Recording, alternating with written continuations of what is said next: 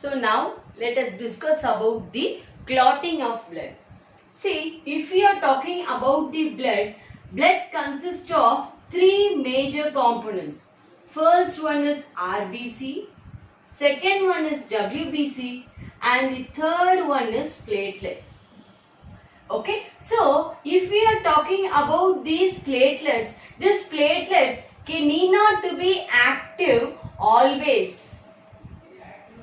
Okay, so these platelets are being activated only if you are under any injury. Okay, so coming to the clotting of blood, this clotting of blood is said to be very important concept. Okay, so what is that? The platelets are also called as thrombocytes. Okay, so these platelets are also called as thrombocytes. So what happens if you are facing an injury? Okay, if you are facing an injury, the blood platelets, it releases an enzyme called as thrombokinase. Okay, so during the injury, if you are facing any injury, at the time of injury, the blood platelets, it releases an enzyme called as thrombokinase. Okay, so almost the blood part consists of some of the enzymes which are essential for the clotting of blood. It will be in the inactive form. Now, when the blood platelets are releasing the enzyme thrombokinase, the main work of this thrombokinase is to activate the enzymes which are present in the blood, which is in the inactive form, to stop the flow of blood. Right. So here the blood platelets releases an enzyme called as thrombokinase. So this happens during the injury. This thrombokinase, it converts inactive prothrombin to active thrombin. Okay, this thrombokinase converts inactive prothrombin. This prothrombin is inactive. Okay, so this is active. Okay, so this prothrombin is converted into active thrombin through this thrombokinase. And what does this thrombin do? This thrombin again converts inactive fibrinogen. Right? So again fibrinogen is inactive. Inactive fibrinogen to active fibrin. Okay, so this thrombin converts inactive fibrinogen to active fibrin. Now what does this active fibrin do? This active fibrin rushes to the site of injury. Okay, so this active fibrin rushes to the site of injury and it creates what is that? A network-like structure around the wounded area.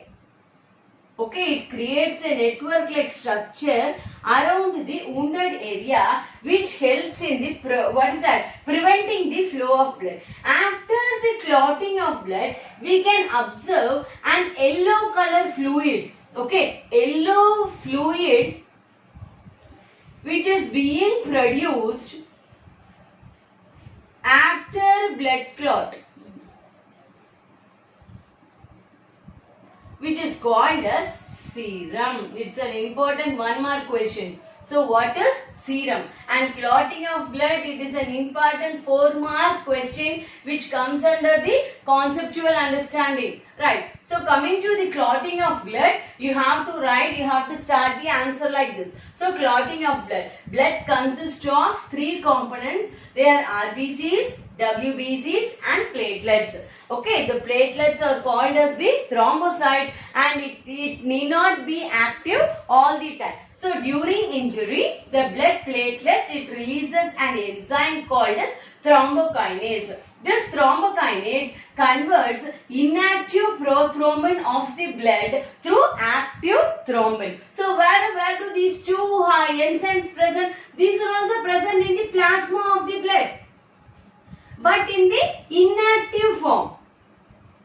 Okay, so and it converts the inactive prothrombin to active thrombin, and this active thrombin again converts the inactive fibrinogen to active fibrin. Okay, so this active fibrin rushes to the site of injury. Okay, so it rushes to the site of injury and it creates a network around the wound. So after this network, it prevents the flow of blood. Then the yellow fluid which is being produced after the clotting of blood is called as serum.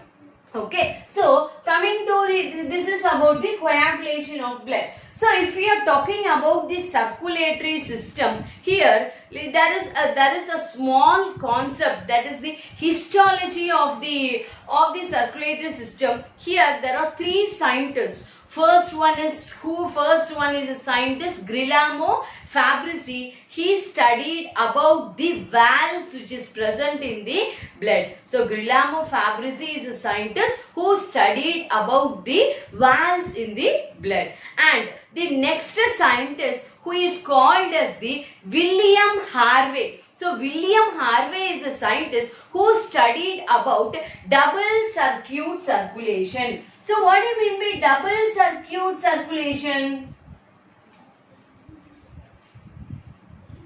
Double circuit circulation is nothing but the flow of blood in the heart two times. So from the blood is received from various parts of the body, and from there it again goes to lungs for purification, and from lungs it is again back to heart, right? Since the blood flows towards the heart twice, it is called as the double circuit circulation. So in some species, the flow of blood is only one time. So for example, fishes transportation, okay, in the case of fishes transportation, the flow of blood is only one time. So such type of transport system is called a single circuit circulation. So here in mammals, the what is that? It is coming to two times. The flow of blood is twice, hence it is called as the double circuit circulation. Then how is the heart present in the lower species? So in case of fishes, okay, it is two-chambered heart. Okay, so in case of fishes, it is two-chambered heart. Then coming to amphibians. Okay, so amphibians and reptiles, they have three-chambered heart. Okay, crocodiles. So in reptiles, something about crocodiles. They have four-chambered heart. Okay, so coming to aves. Aves are nothing but birds. So birds and mammals, they have four-chambered heart. So coming to the fishes are two-chambered heart, and amphibians and reptiles, they are three-chambered heart, and aves and mammals, they are having four-chambered heart. So what is chamber? The segments of the heart. So in fishes, they have only one auricle and one ventricle. So in amphibians and reptiles, it have two auricles and one incompletely divided ventricles. So in higher organisms, you have two auricles and two ventricles, right? So these are all the concepts. Then coming to the blood pressure. So flow of blood in the arteries is called as blood pressure. Okay, so the flow of blood into the arteries is called as blood pressure, and for the human being, the normal blood pressure is 120/80. Okay, so this 120 is said to be the systolic pressure, whereas this diastolic pressure. Okay, so this 120 is said to be the systolic pressure and 80 is said to be the diastolic pressure. Okay, the blood pressure is monitored by an instrument called as sphygmomanometer. Okay, the blood pressure is monitored by an instrument called as sphygmomanometer, and the instrument which is used to hear the heartbeat when you go to the hospital, the doctors use stethoscope. Okay, the stethoscope was first invented by a scientist called as René Laennec. Okay, so he is the first scientist who invented the stethoscope. So this is about the blood pressure. So in the next class, let us take up with the transport system in plants.